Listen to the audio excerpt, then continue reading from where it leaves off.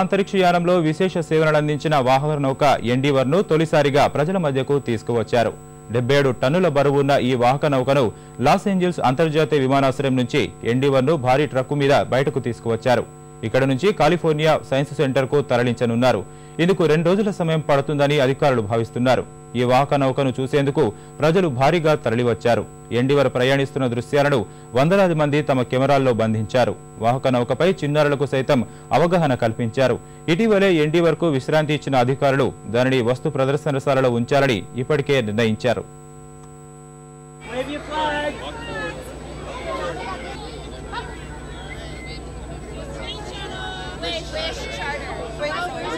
Right there.